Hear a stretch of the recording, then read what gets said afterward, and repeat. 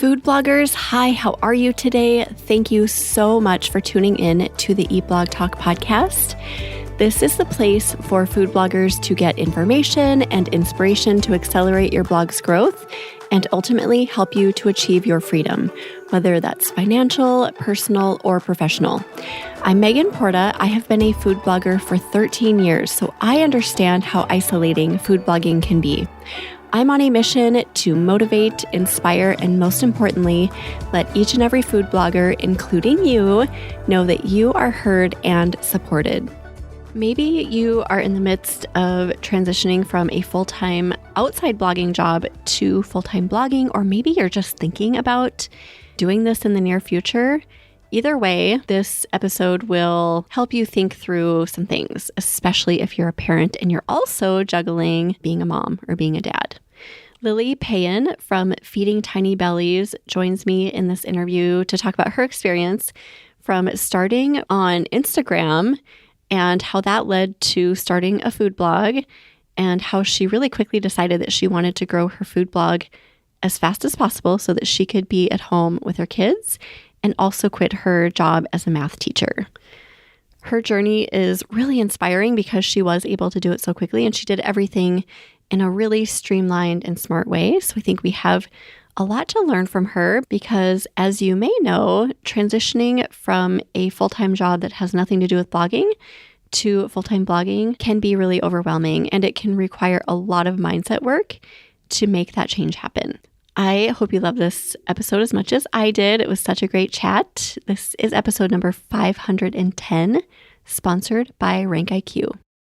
Hello there, food bloggers. Are you wanting to tap into additional revenue and improve your site experience for your users? If you're saying yes to all of this, then Chicory might be a really great fit for you. Chicory is a leading monetization platform for food bloggers, enabling you to integrate highly relevant, shoppable ads into your recipe content and earn revenue from top CPG brands. Chicory's hyper-contextual ads and shoppable technology will help you improve your site experience and engagement, allowing your readers to go from inspiration to checkout in just a few clicks. Enjoy easy installation and ongoing access to the Chicory team at zero cost to you. Chicory makes it easy to track your earnings, optimize your blog content using recipe insights, and connect with its team. Here is a testimonial from a happy Chicory user. Quote, "Cooking and baking is my passion.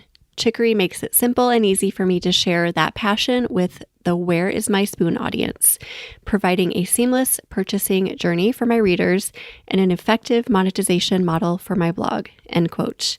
That is from Adina Beck from Where is My Spoon. Head over to eatblogtalk.com/resources, scroll down to the Chicory logo and click that button that says Learn More About Chicory. Or you can go to chicory.co/food bloggers to learn more and to sign up. Now back to the episode. Lily is a mom of 3 and a former math teacher turned food blogger. She never envisioned ever leaving the world of teaching, but the opportunity to blog somewhat fell into her lap, and she's now enveloped in this world. When Lily had her second son, she started sharing baby-led weaning recipes online, and she discovered a community of parents who were also looking for similar recipes. Things took off from there, and she found herself in this new profession of blogging. Now, Lily can't imagine doing anything else. Hello, Lily. Welcome to the podcast. So happy to have you here. How's it going today? I'm doing well, Megan. Thank you so much for having me. Yay. Super excited to chat about your experience with going from a full-time job to full-time blogging. I know a lot of people are going through this as well, so this will be great to cover. But first, do you have a fun fact to share with us? Yes. So I actually used to be terrified of heights, and I spent a good majority of my life avoiding heights at all costs. But once I got married, my husband somehow convinced me to travel out of the country for our honeymoon for the first time. And it was the very first time I had gotten on a plane. And he somehow managed to convince me to travel more and to drive on high bridges and to do all sorts of things that involve heights that I never thought I'd do. And I can't even count how many times now I've been on a plane or been in a situation that involves heights now. So things have definitely changed since then. Oh, facing fears opens up doors for opportunity, right? Yes, for sure. Oh, I love that. That's such, and Also, facing fears, this is our subject today. I think it's really scary to go from a full-time job to full-time blogging. So that kind of relates to just doing things that you might be really afraid of, right? Yes, definitely. Yeah. So why don't you tell us a little bit about your blog, when you started, any other information you want to share about it? Yeah, so it all goes back to spring of 2021. My second son had just turned 6 months old, and I wanted to go the baby led weaning route of feeding with him. It's just an approach to introducing solids to babies.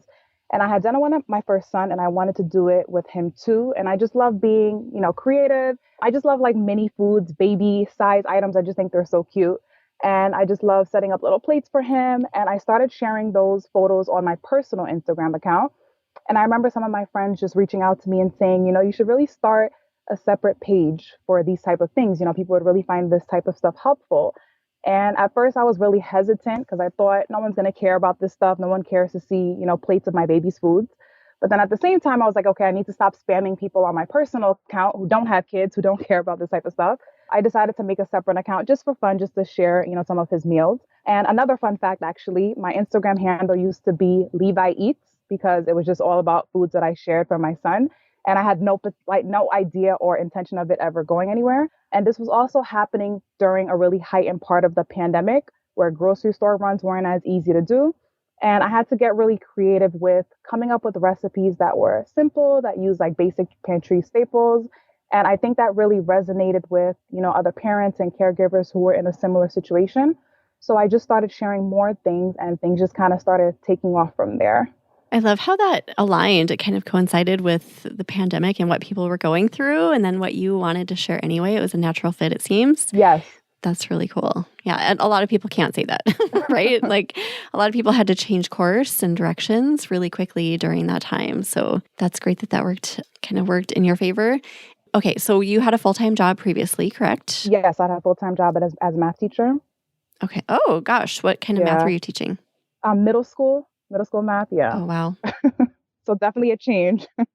Oh boy, I have a middle schooler and so I get it.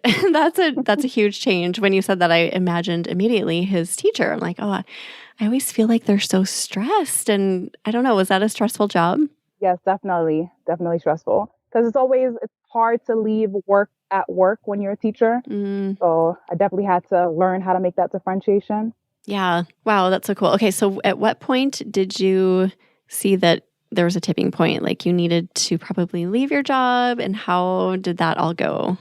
Yeah, so the page kept growing, the Instagram page, and I really didn't realize how much potential it had. And I remember getting emails even from brands, asking to work with me, asking me to share my rates. And I was thinking to myself, rates for what? Like I really was kind of unaware of the potential. So I started doing more research at that point into things like, influencer marketing, affiliate marketing, and blogging. And I realized, I could actually monetize this. So I started the Instagram account in April of 2021. And by November of 2021 is when the account had accumulated 100,000 followers. So it was pretty quick. And Oof. I really wanted to take advantage of that. So I decided to create a website and I launched my blog on November 24th of 2021. I always remember that date. And I had qualified for Raptive at the beginning of June of 2022. So a little bit over 6 months. Oh my gosh, that's so great. Okay, so do you feel like your Instagram success really helped your blog grow? Yeah, so that definitely, gave me an advantage just having the Instagram account. And I know many people, usually do it the other way around, where they'll start their blog first and then they'll create the social media accounts, around that. But since this wasn't something I originally intended on pursuing, I created the blog afterwards. And I was immediately able to direct, some social media traffic from Instagram to my blog, which was really helpful. Oh, that's so great. I love it when people do it like quote backwards. I think it's so cool because it's not aligned with how I did it. And I feel like a lot of people do it the same way I did. But it's cool to see like, oh, it can go the other way around too. So in June of 2022, you got into Raptive. At that point, were you still teaching math? In June of so that's when I actually left my job, like the same time as we moved to Texas. Yeah. So it's funny how everything just kind of played out. Wow. So a lot of things happened at once. Yeah. So your blog had explosive growth. You were doing great on Instagram. Now, were you also maintaining partnerships through Instagram with brands? Yeah. So during that time, I started getting more partnerships as I was kind of holding out for an ad network. And that's another thing that was really crucial to me as well, is waiting out to apply for one of the premium ad networks. And I know that there's, so many ad companies out there, and I know the idea of having your time and efforts being monetized right away sounds appealing. But I just knew in the long run that I wanted to be with either Mediavine or Raptive. So I set that goal out to hold out to try to apply for one of those. And I know not everyone can afford to do this, and some people need to monetize their efforts right away. But I always suggest that if you can I recommend holding out for one of the premium ones, because it's just so much easier to build traffic, when your site speed is good, when your page experience is good. And some of those, lower ad networks kind of push back those two Yeah. items. So if you can, and again, I had my job as the full-time math teacher, so I was getting an income from that. So that kind of gave me the insurance to be able to wait out for those. But even with that, it was still tough putting in so much work and not getting really anything in return. But the desire, my enjoyment for sharing recipes is really what kept me motivated and helped me kind of wait out for those things. Yeah, I've heard that from others as well. It's really worthwhile because the quality of ads too that go onto your site is really important. If you're, I don't want to say any other ad Yeah. networks, but the ones that we've probably all explored at some point, Hmm. and you see like a giant wart on your screen or something like, you Yeah. don't want that paired with your food. That's something you don't want your Hmm. users to experience. So holding out is good if you can. And then I have a question about your Instagram following. So you said that your Instagram following really helped you to build up your blog. Do you feel like there's a certain number for that or a certain level? It really depends. I mean, for me, I feel like my growth was pretty quick. And I know a lot of people, even in regards to Instagram, a lot of people say, reels are the way to go, reels are the way to grow. But for me, I feel like it was really the opposite. I really actually had a viral reel just the other day. So it was like my first viral reel since Oh, I started the account. But before then, really what took off for me most was carousel posts. And I feel like ultimately, as long as you're providing value and you're providing content that, people want to say, that people find value in, that people find helpful, it really doesn't matter what form the content is in. Yes, reels have been pushed out a lot lately, but I feel like lately Instagram has kind of been changing the algorithm a little bit to push out more of those other forms of content as well. So that's been helpful to see.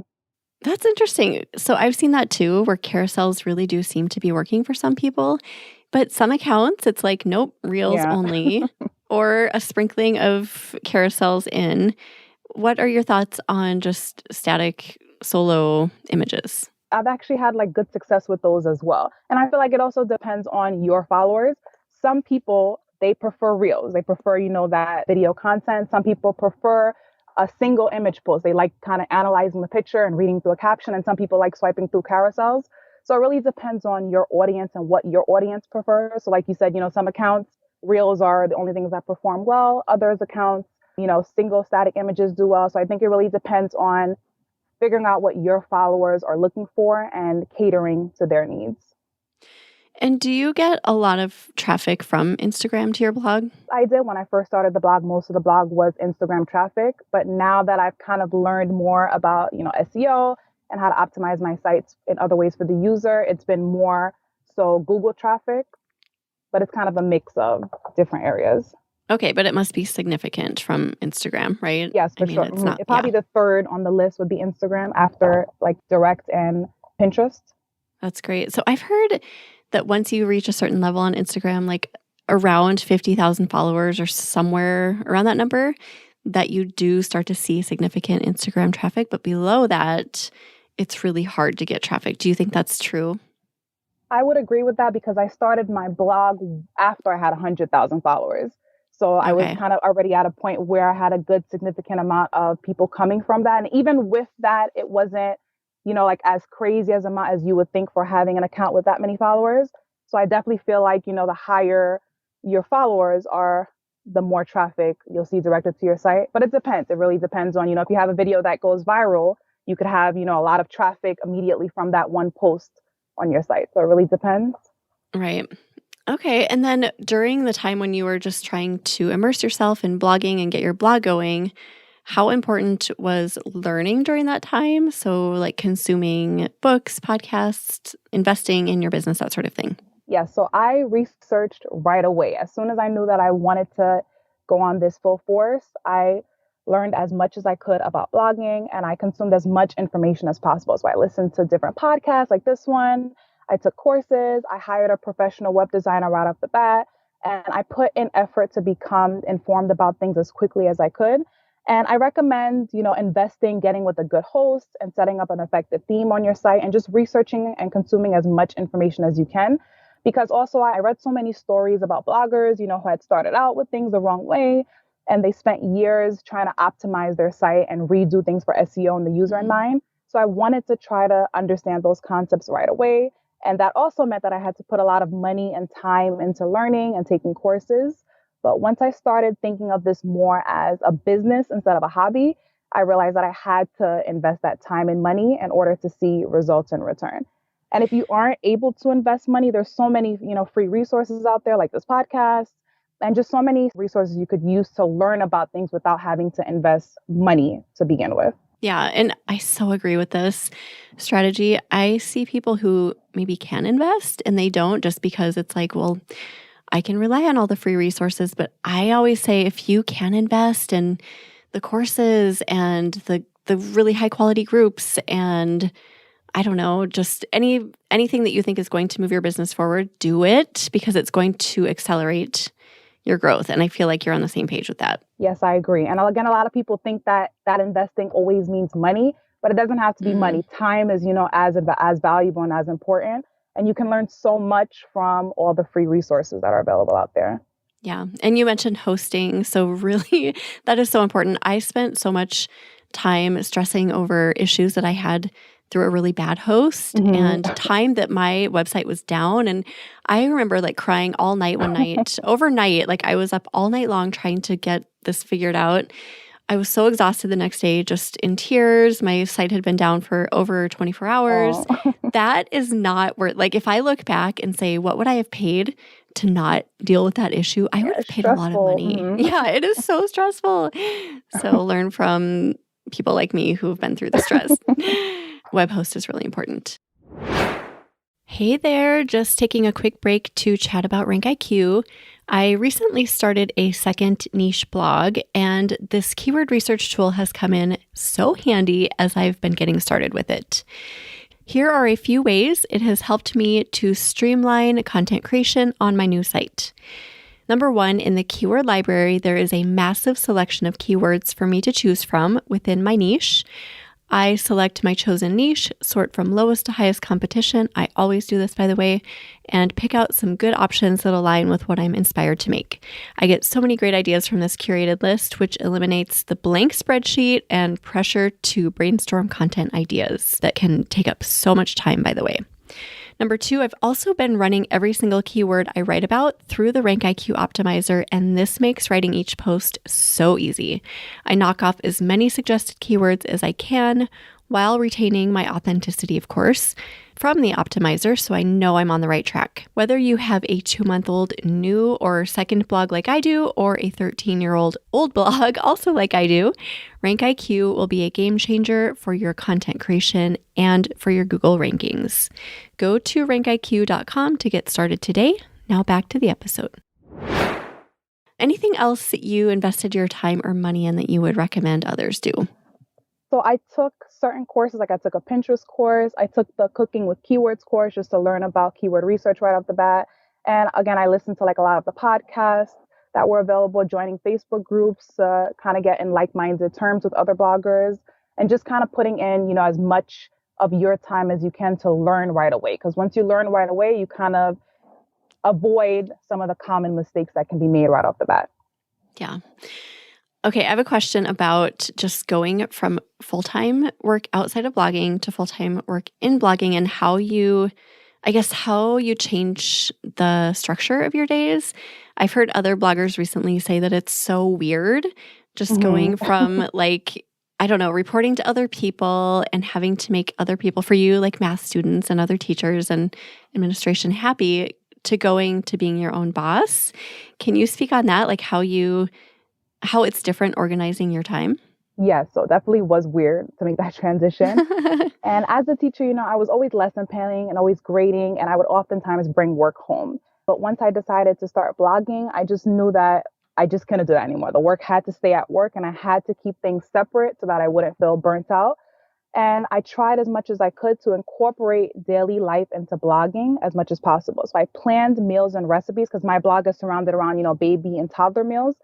I planned meals and recipes that I needed to offer my little ones and kind of intertwined it with what I needed to create for the blog to kind of kill two birds with one stone in a sense. And I would recipe test at night when the boys were asleep, and I would freeze those meals and just offer them those meals throughout the week. And it was really overwhelming at first, but I tried to find a balance of, work and parenting my boys and running the blog. But once I found a routine that kind of worked between those things, I was able to stick with it. And I stopped teaching in June of 2022. So my husband got a job offer that gave us the opportunity to move across country. So that was a big change as well. Wow. And I was also pregnant at this time with my third son. So there's Oh a lot gosh. of a lot of things happening. But I was so happy to be able to stay home with my boys because that was always something I desired as well. And I was able to kind of put more effort into blogging with that as well. Oh my gosh. You had like a massive Yeah. molting period where you were literally changing everything. Yes. That's so crazy. Looking back, do you wish that, like, I don't know, anything would have been different? Or are you glad that it all happened at once? I feel like everything just laid out perfectly for me. And it's funny because a lot of people think that, I left my job as a full-time teacher and I'm now a stay-at-home work from home mom, and they think that things are easier for me. But I honestly feel like things are just as tough, if not tougher, because now I'm caring for the boys during the day, but I learned to kind of work, around their nap schedules. And I, again, tried to intertwine recipes as much as I could. And so, for example, I have a son now who's 1, but when he turned 6 months old, I did a series on Instagram where I shared his baby-led weaning journey and all the foods that I was introducing to him. And that was content for me, it was real life, but it was content at the same time. So I was able to offer him foods and meals the way I wanted, but I was also able to share that with other parents who kind of wanted to follow along with a similar approach. So I feel like trying as much as and I know not every niche allows for that, but trying as much as you can to, create recipes that your family's going to eat during the week, or kind of meal plan around things that you need to have a post up at some point, to try to kind of intertwine things as much as possible just to make it a little bit less burdensome on you and a little bit less stressful. Kill two birds with one stone, right? Yes. That's what been one of the sub themes of my entire blogging life is if I'm going to be cooking, I'm going to be doing it for a purpose. Yeah. Yeah, I'm so on board with you. I remember when my boys were really little and feeling like everything was so mapped out. I don't know if you feel like this, Lily, but killing two birds with one stone all the time to the point where I was super efficient and really tired. Just like, wow, that was a lot of work to think through that and carry through with that plan. Do you ever feel like that? All the time. Oh, I'm glad that I'm not the only one. It does get easier, by the way. As they get older, you will still kill two birds with one stone, have that mindset, but it gets less taxing, I would say. Yeah, I'm hoping the toddler years are really getting to me. So I'm hoping. Oh gosh, yes. Okay, so talk about having kids. Is there anything else if someone's listening and, really getting into full-time blogging or thinking about getting into full-time blogging and they have kids and that's maybe a hang up, like, I don't know if I can do it. That seems like a lot. Do you have any encouragement outside of what you've already said about that? Yeah, so just scheduling things as much as you can. I'm a planner, and when I don't plan, my days are just kind of hectic and all over the place. So I try again to schedule things out and knowing, like I said before, kind of planning things around their nap times, knowing that when they'll take a nap, I'm trying to knock out some recipes in the way. And sometimes I don't feel like it. Sometimes I'm like, okay, I could take a nap myself right now. But I try to think of, my future self and knowing that I'll thank myself in the past if I just kind of knock out things and just doing things, in small steps. It doesn't have to be, filming a whole recipe, writing up a blog post in a big time frame and setting up really large goals, but just small steps. During this nap, I'm going to take a few minutes to kind of plan out recipes and then I'm going to go rest. Or during, when they go to bed, I'm going to lay out ingredients that I need for this next meal that I'm going to create. And then I'm going to go do laundry. So just kind of setting out small goals. And each day you'll find that it's easier to kind of pick up those goals and be able to kind of push out more content. And you'll kind of find a schedule that works for you and your family as you do that. And how do you deal with those days or weeks when things just go awry a little bit? Like, kids get sick and that sort of thing happens. And then when they get sick, you're taxed and you're tired and you maybe don't work as efficiently. So how do you handle those weeks? Yeah, so I try my best to plan out things in advance so that I always kind of have like a piece of content or certain content pieces available as almost like sick days. I guess that mindset of me teaching kind of gets me that mindset. When I was out as a teacher, I had to provide, lesson plans and had to have things like backup available. So I try to kind of implement that into my blogging as well, that if there's, times that my boys are sick and I just can't create or I can't put certain things out, I'll kind of pull from my list of items that I had to the side and kind of use those pieces, to share on Instagram or to put on my blog, just to kind of keep things going because I feel like consistency is so important. But again, there'll be days that you may not be able to push out things, and that's fine. But having that little toolkit of things, that I keep to the side has been really helpful for me for those times. Okay, that is so smart. That does require forethought. I remember doing this as well, Lily. That's so funny. Especially when my boys were little, I was like, I need to have kind of something in my back pocket for when I just don't have the bandwidth to think or function really. So I would have like photo editing for me. It was really easy. I could just kick that out. And I called it my mindless task list. And I would just pull that out. And then it's so easy. You just have to read like open these photos and edit them, So it's kind of like giving yourself a way out to not think when you can't think, if that makes sense. But I love that. So you mentioned consistency. I think being consistent is so important no matter where you're at, but especially if you're leaving a job and you're trying to make this a full-time thing, you just can't have large blips of time where you're not being consistent. Do you agree with that? Yes, for sure. So like you mentioned, you'll constantly hear people say the importance of consistency, and it really is important, but consistency can look different for everyone. So having a consistent schedule of sharing recipes is essential for success. But when I first started my Instagram, for example, consistency for me was every single day. But I didn't have a blog at the time. I just had the Instagram account. So I was just sharing, static images of the meals I was feeding my son. And that was really helpful and helped my account grow at that time. But once I started blogging, I realized that, daily posting was not realistic for me anymore. So I had to change that schedule and reduce it to something that felt more attainable for me at the time. So consistency is important, but I always believe in quality over quantity and making sure that every single item that you put out is helpful. So that could be, bi-weekly for some people. It could be weekly, it could be monthly. However you choose to do that for your blog, you just have to make sure you're continuing with that same schedule and putting content out as much as you can. That's a really great point. So just acknowledging that consistency can shift over time. It doesn't have to be like I'm publishing one blog post a week and it doesn't have to stay like that for 5 years, right? Like you can change that, you can increase it, you can decrease it, but to kind of stick with something over time and keep taking steps forward is the key. Yes. And that kind of goes back to like when you asked me before about the mindset shift between a full-time job to being my own boss. That took me time to get used to because I was so used to, people telling me, this is due by this date or you have to take care of this by this time. And, I set a schedule for myself and I had to kind of let myself know that, you can change this whenever you want. You can put things out. You can kind of change your schedule. You can change your approach. You're your own boss. And that's kind of the beauty of becoming a blog, that you kind of do things on your own terms. So that was a transition for me, but it's definitely nice being able to kind of change things whenever I feel fit. Yeah. And to go along with that, like you become your own boss, which can be overwhelming, but be your own boss, like be your boss. You have to boss yourself around a little bit. Yes. Right. I had to get to that point where I was like, wait a second, I'm my own boss. I have to put myself in place sometimes and make myself show up and make myself create and all of that. And that's a huge change going from someone else being your boss. Yes, for sure. Yeah. Okay. So your niche is baby food, toddler food, correct? Yes. Just feeding, like your blog is feeding tiny bellies. I love that. So talk about niches in this day and age here in 2024. What are your thoughts on niching down and finding a niche? Yeah, so my niche was very specific from the start, like you mentioned, baby and toddler foods. And upon researching, when I first started kind of getting into blogging, I realized how competitive it all is and how difficult it can be to rank for things or as a new site. And I know that some bloggers, they like to start with a broader niche and kind of scale down from there. But the more specific you start, the more specific of an audience you'll be able to reach.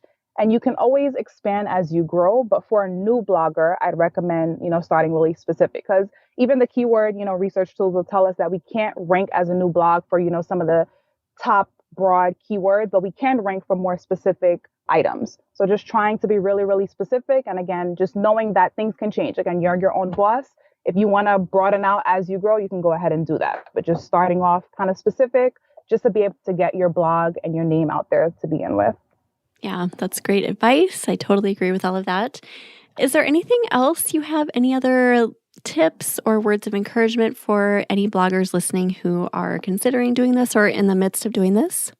Yeah, so it is tough at first, but it definitely gets easier. And again, especially as a mom, you have your little ones to worry about. And just being a mom in itself is, a big and crazy job, just having to care for little ones and raising your kids. But you can do it if you really set your mind to it. You just have to, again, just start small pieces here and there that'll kind of build together. And if you really, really desire to create a blog and do this, you can do it. You just got to have that mindset to begin with.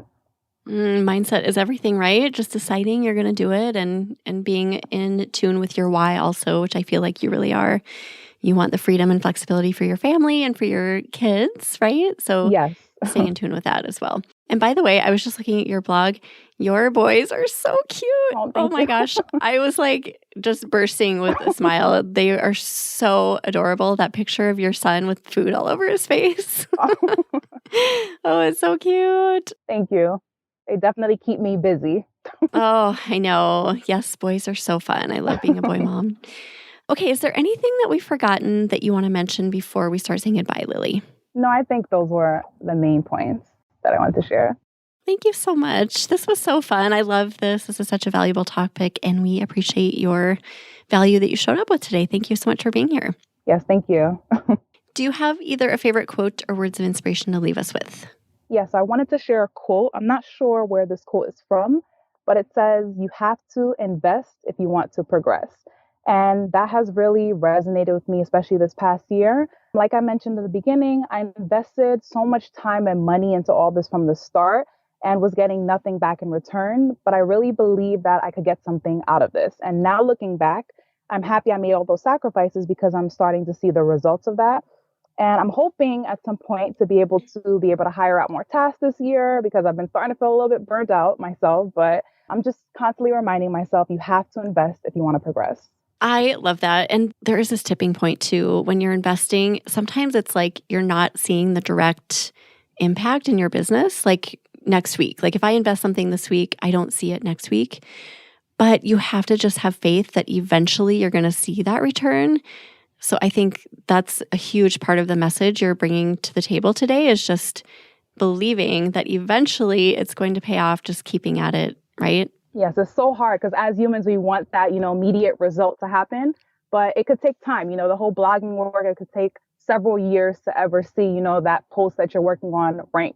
But just knowing that as you continue investing that time and energy, that you will see the results from that eventually. Oh, that's such a great message. Thank you for that. We will put together a show notes page for you, Lily. If you want to go look at those, head to eatblogtalk.com/feeding tiny bellies. Tell everyone where they can find you, Lily. Yeah, so I'm Feeding Tiny Bellies on all social media platforms, and my website is feedingtinybellies.com. Awesome. Thank you again so much for being here, and thank you for listening today, food bloggers. I will see you in the next episode. Thank you so much for listening to this episode of Eat Blog Talk. If you are craving accountability, focus, and connection at a low monthly cost, join the Eat Blog Talk accountability group at eatblogtalk.com/focus. I will see you next time.